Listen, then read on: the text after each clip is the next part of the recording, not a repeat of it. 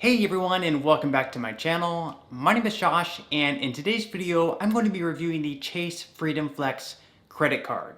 Now, in my opinion, this is one of the most valuable cards that you can have in your wallet if you don't mind putting just a little bit of time into learning its reward structure. So in this video, I'm going to be breaking down why this card could be valuable to you, and also, of course, just like any other card that we review on this channel, I'll also be going over some of the drawbacks of this card as well. Also, I would like to say that this is not a sponsored video.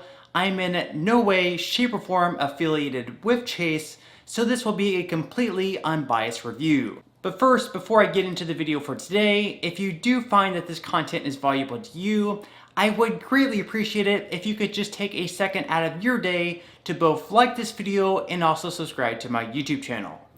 Okay, so jumping right into it today, I'm going to quickly go over what I consider to be the best things about the Chase Freedom Flex card. First off is the fact that there is no annual fee. With some of the other credit cards that Chase has or other credit card companies have, you will be charged an annual fee of anywhere between $95 and up. With this one, you won't have to worry about canceling your card if you feel the benefits aren't enough, because guess what? You won't be paying a single dime to use this card. It's completely free. And usually I'm not a huge fan of paying the annual fee on a credit card, unless, of course, it offers extremely good rewards.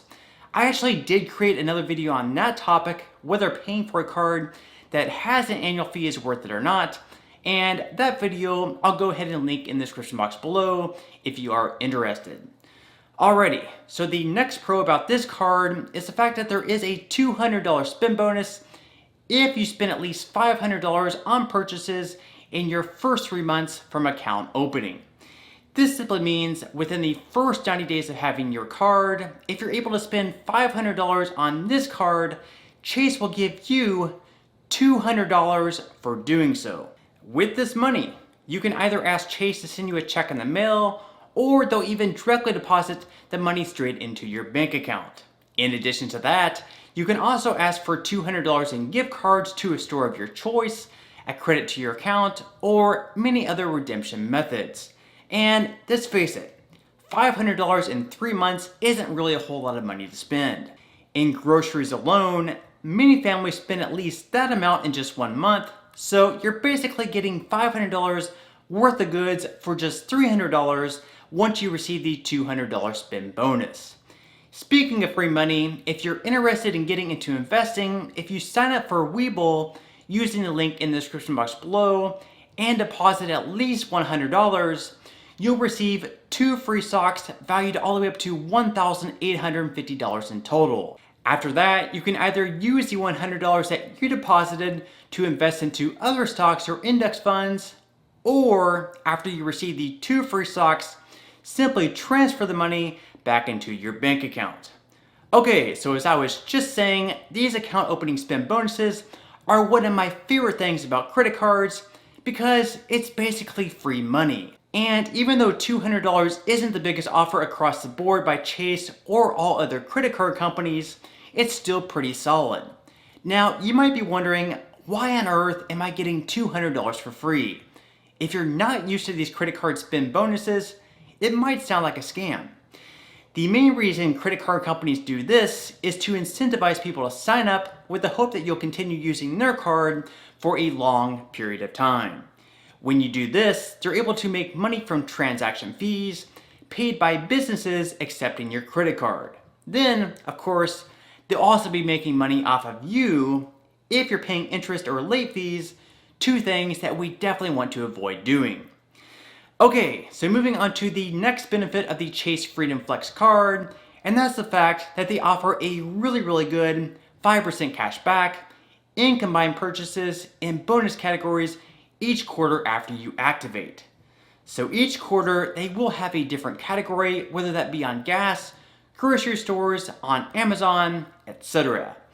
Then, on the first $1,500 in purchases in those categories, you'll receive 5% cash back on those purchases. So let's say that for the first quarter, the category is gas. If you spend $1,000 in gas from January through the end of March, you'll receive 5% of $1,000, which totals $50 in cash back. This means, just like the $200 spin bonus, you'll have $50 sitting in your account that can be redeemed in numerous ways. Now, you will need to make sure to activate the 5% bonus each quarter, but that is fast and simple to do so, and Chase will actually send you a reminder email each time as well.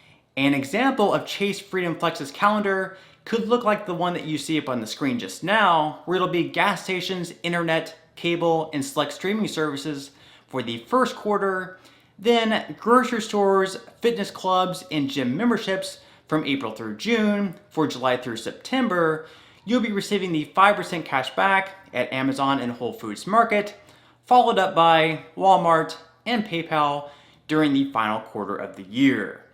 With other credit cards, anywhere between 1.5% and 2% is the standard, so getting 5% cash back on purchases in these quarters is really solid.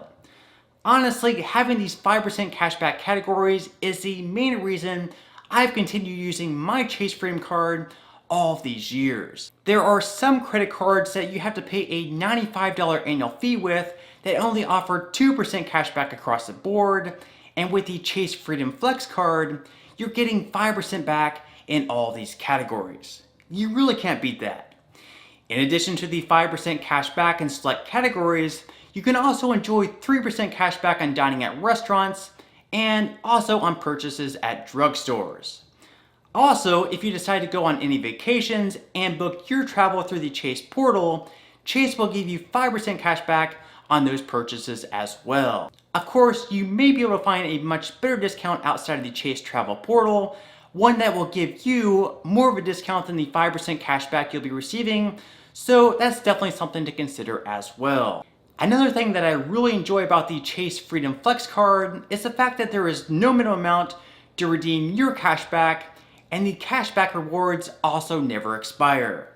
This means you can earn just 1 penny in cash back and redeem that amount for whatever you would like. With some of the other credit card companies out there, unfortunately, you need to have a minimum amount, such as $25 for example, in order to redeem for a check in the mail. Also, you don't have to worry about not redeeming your rewards in time, as they never actually expire. However, this is pretty standard, at least from what I've seen from the more reputable card companies out there. Additionally, they are currently offering a 0% intro APR on purchases for the first 15 months of having the credit card. However, even though you won't have to pay any interest for the first 15 months, I would still strongly suggest that you pay off the card in full, just to avoid having a larger balance at the end of the 15 months. Okay, so now that I listed some of the things that I like about this card, I'm going to go ahead and jump right into a few of the drawbacks. First off, on all other purchases you make not in the 5 or 3% cashback categories, you'll only be receiving a disappointing 1% cash back. And even though 1% cash back is certainly better than paying with cash, where you won't be receiving anything back unless you're offered a discount for doing so, it's still the bottom tier of what you could possibly be receiving with other credit cards on the market.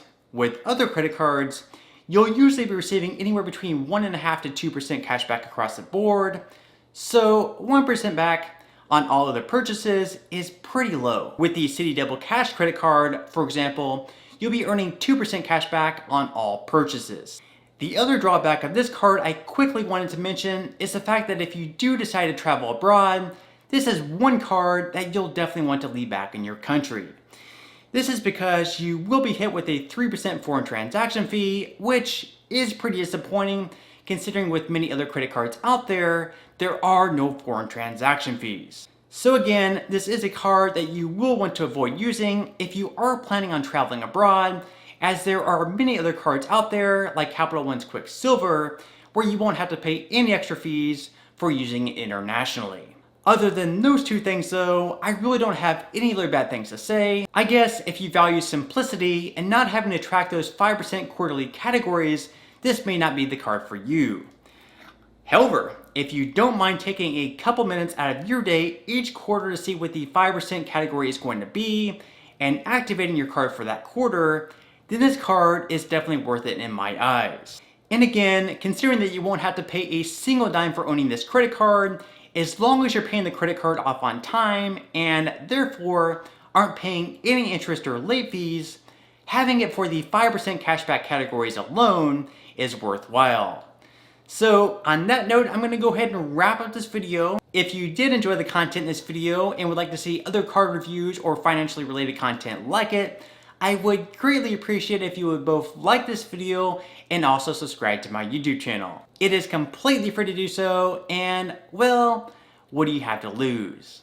Okay, so until next time, I'll see you guys, and I hope you have a great day today.